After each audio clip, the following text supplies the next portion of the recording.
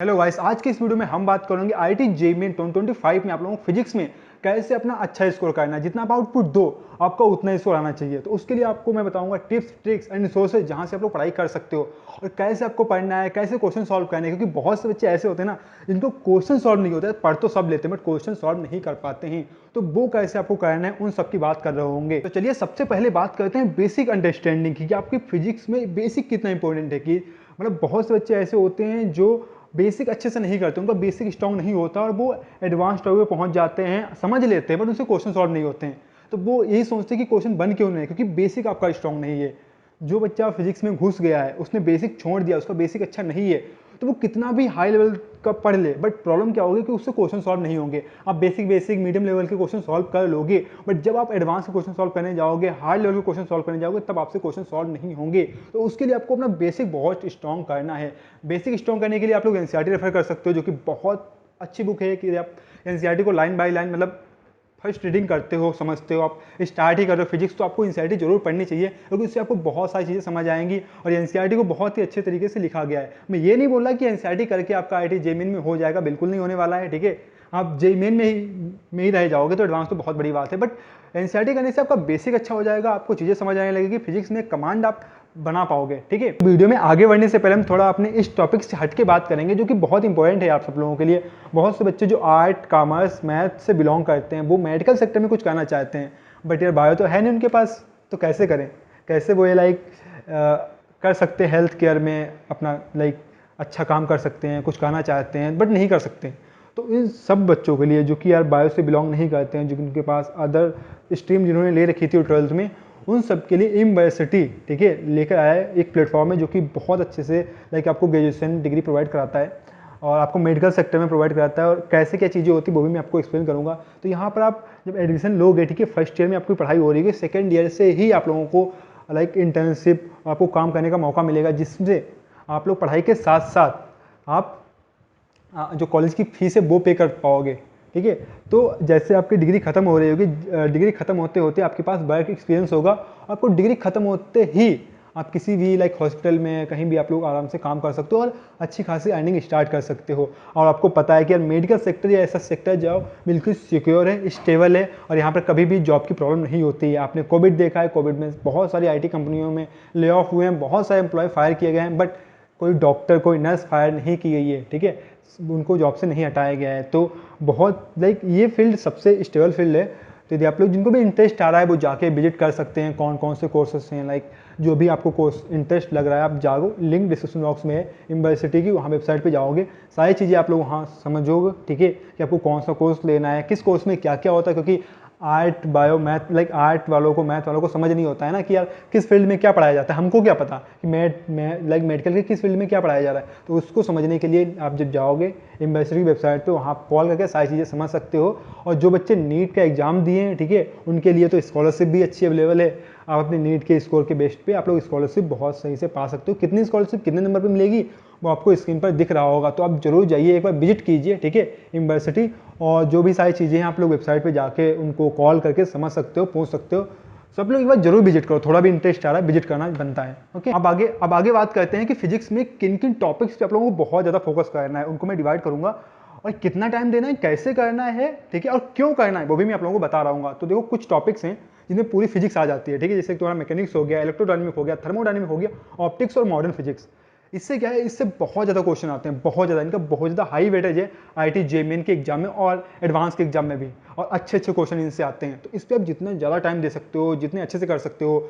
और देखो, कोई भी टॉपिक हो गया, मैंने पहले बताया कि आपको बेसिक उसका बहुत अच्छा करना है। ठीक है, कोई भी चीज़ हो रही है, कोई भी चीज़ लिखी हुई है, तो वो कैसे हुई है, उसके पीछे कॉन्सेप्ट क्या है, क्यों वो डेरिवेशन कोई हुआ है, तो उसमें जो जो चीज़ें यूज हुई, क्यों यूज हुई हैं, कैसे यूज हुई हैं, और वही क्यों यूज हुआ है, तो वो चीज़ें आप लोगों को समझना है।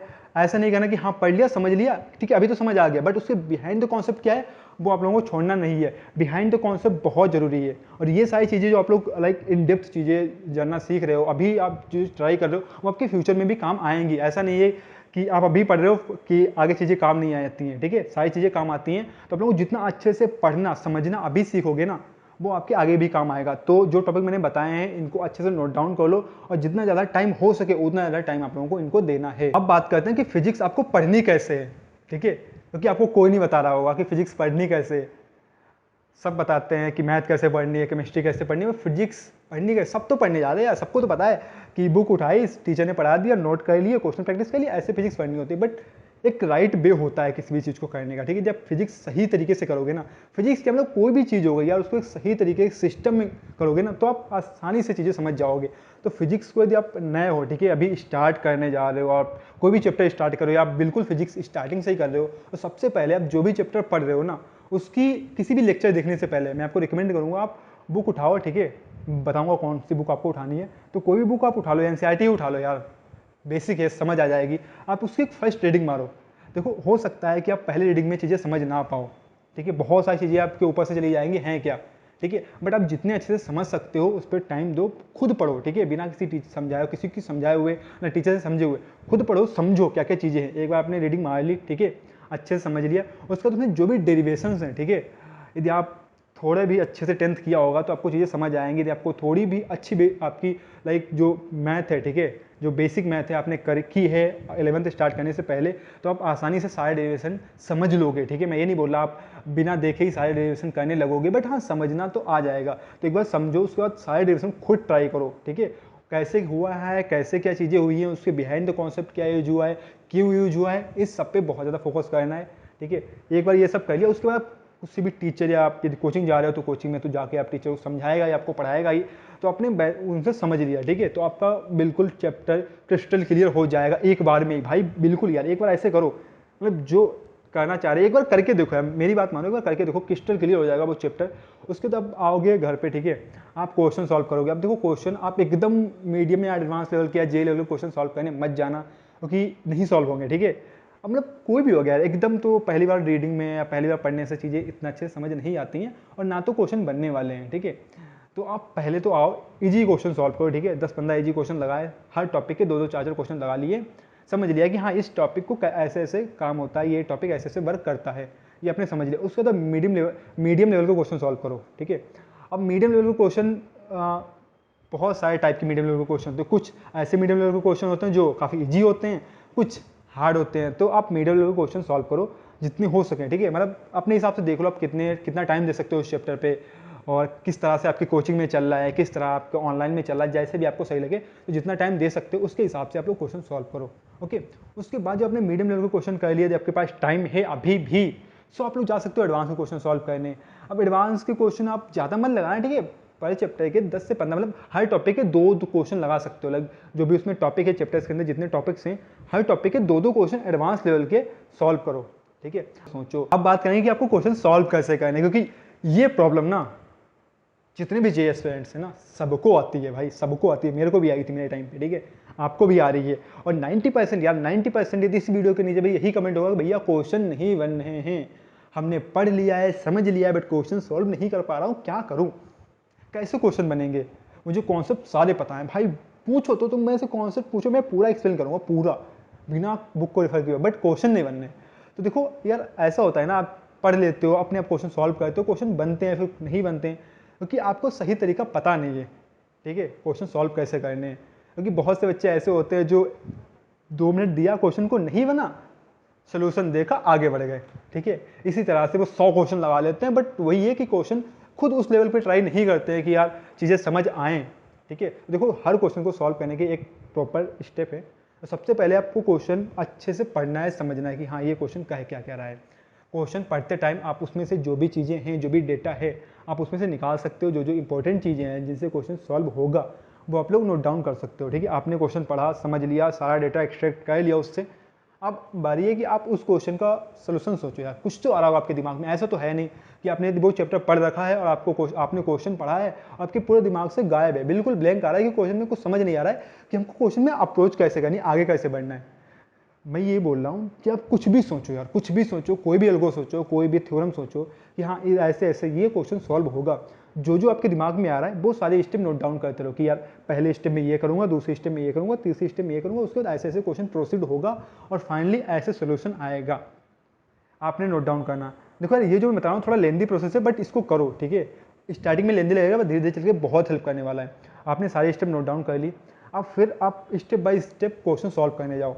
अब हो सकता है कि आपने 2 स्टेप सॉल्व की, 2 स्टेप सही हैं, बट आगे जाके आपका क्वेश्चन गलत हो रहा है, आप आगे नहीं बढ़ पा रहे हो। देन आप वहाँ पे सोचो यार यहाँ पे गलती मैं क्या कर रहा हूँ, कि क्या प्रॉब्लम आ रही है जिससे क्वेश्चन सॉल्व नहीं हो रहा है। तो आपने वो देखा, हाँ ठीक है ये प्रॉब्लम थी। अब इस तरह से जब आपने स्टेप लिख लिया ना, तो धीरे धीरे करके क्या होगा, आप क्वेश्चन को सॉल्व करने लगोगे। स्टार्टिंग में आप पूरे दिन में 5 क्वेश्चन लगा रहे हो एक चैप्टर के, ठीक है, आपको लगाना था 20 क्वेश्चन, बट लगाए 5 ही हैं, बट वो वर्थ इट है यार, क्योंकि क्वालिटी क्वेश्चन लगाना है। ऐसा नहीं करना है कि हमको देखो 2 मिनट, हमने अपना पूरा पोटेंशियल यूज ही नहीं किया, जितना हम सोच सकते हैं, जितना हम समझ सकते हैं, जितना हाई लेवल का हम सोच सकते हैं, वो हमने सोचा ही नहीं। हमने बस गए सोल्यूशन देख लिया, आगे बढ़ गए। भाई ये बहुत गलत स्टेप है। इससे आप लोग स्टार्टिंग में आपको लगेगा यार भाई मजा आ रहा है, क्वेश्चन देखा, थोड़ा ट्राई किया, नहीं बना, आपने सोल्यूशन देख लिया, आगे बढ़ गए, बट यही लॉन्ग टर्म में बहुत ज़्यादा आपको इफेक्ट करेगा। आप एक्चुअल एग्जाम में जब मॉक टेस्ट दे रहोगे तो वहाँ क्वेश्चन नहीं बनेगा, क्योंकि वहाँ पे आपकी टाइम बाउंडेशन होगा। आप उतने कम टाइम में क्वेश्चन सॉल्व नहीं कर पा रहे होगे, आप उतना जल्दी सोच नहीं पा रहे होगे। बट इस तरह से जब आप इस स्टेप से सॉल्व करोगे ना, कि आपने सब कुछ देखा, सारी स्टेप नोट डाउन की, देन क्वेश्चन सॉल्व किया, ठीक है, स्टार्टिंग में कम क्वेश्चन बनेंगे, बट धीरे धीरे करके जब ऐसा करते रहोगे तो एक टाइम के बाद आपसे बहुत जल्दी से क्वेश्चन बनने लगेंगे। और ये जो तरीका है ना, मैं कोडिंग क्वेश्चन में सॉल्व अभी अप्लाई करता हूँ कि यार पूरा क्वेश्चन पढ़ लिया, समझ लिया, उसके बाद सारे लोगों सोच लिया, फिर उसके बाद करते हैं, ठीक है। तो इस तरह से आप करोगे। यदि इसमें चीज़ों को समझ नहीं आ रही हैं तो आप बोलना, ठीक है, मैं आपको कमेंट बॉक्स में पूरी स्टेप लिख दूंगा, ठीक है, पूरा लिख के कमेंट डाल दूंगा, वहाँ से आप पढ़ सकते हो। तो अभी बात करते हैं कि यार आप लोगों को क्वेश्चन सॉल्व कहाँ से करने हैं, थ्योरी पढ़नी कहाँ से, कौन सी बुक आपको रेफर करनी है। तो यार देखो, फिजिक्स की कुछ बुक्स है जो सबको पता है, जैसे कि एस सी वर्मा और DC पांडे सीरीज, ठीक है। मैं यही आपको रिकमेंड करूँगा कि यही 2 सीरीज़ हैं, आप फॉलो कर लो। पहले तो एस सी वर्मा उठाओ, ठीक है, सारी मतलब बुक भी बहुत प्यारी लिखी हुई है यार, उसकी थ्योरी बहुत अच्छे से लिखी हुई है, क्वेश्चन भी बहुत सही है, ठीक है, मतलब उसमें सारे लेवल के क्वेश्चन दे रखे हैं। जो बच्चा बोर्ड की तैयारी कर रहा है वो भी उसको रेफर कर सकता है, क्योंकि स्टार्टिंग में कुछ क्वेश्चन ऐसे ही मतलब ज़्यादा जे लेवल को टच नहीं करते हैं, बट आगे जैसे जैसे आप पढ़ते जाओगे, जैसे जैसे आप क्वेश्चन सॉल्व करते जाओगे, एडवांस तक टच करते हैं क्वेश्चन, ठीक है। तो सारे लेवल के सब कुछ उसने कवर कर रखा है, तो आप उस बुक को रेफर कर सकते हो। ऑल इन वन बुक करके वो है, ठीक है, पूरी बुक बहुत अच्छी है, तो उसको आप रेफर कर सकते हो। उसके बाद आपको लगता है कि यार नहीं यार, मुझे थोड़ा हाई लेवल जाना है, थोड़ा एडवांस लेवल टच करना है और अच्छे अच्छे क्वेश्चन सॉल्व करने, ये तो हो जाते हैं मेरे से, तो आप लोग DC पांडे सीरीज कर सकते हो। लाइक भाई DC पांडे के क्वेश्चन यार आप 60 to 70% बना ले रहे हो, सोल्यूशन को देखे भी ना, अरे 50% भी आप खुद में बना ले रहे हो ना, तो बहुत अच्छी बात है, ठीक है।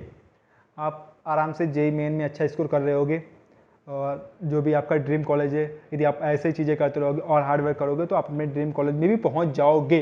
दिमाग की प्रॉब्लम्स को साइड में रख के यदि JEE सच में करनी है तो आपको प्रैक्टिस करनी पड़ेगी, पढ़ाई करनी पड़ेगी।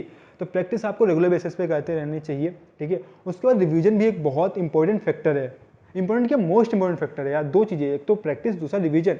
यदि इन दोनों चीज़ों को आपने फॉलो नहीं किया तो आपने कितने भी अच्छे से क्यों ना फिजिक्स की हो, आप रह जाओगे, ठीक है, आपसे चीज़ें नहीं होंगी। क्योंकि 1-2 मंथ में क्या होता है कि हम चीज़ें भूलने लगते हैं, कोई भी सुपर टैलेंटेड बंदा क्यों ना हो, बहुत सारी चीज़ें भूल जाता है, ठीक है, यदि 1 महीने का गैप मिल जाता है।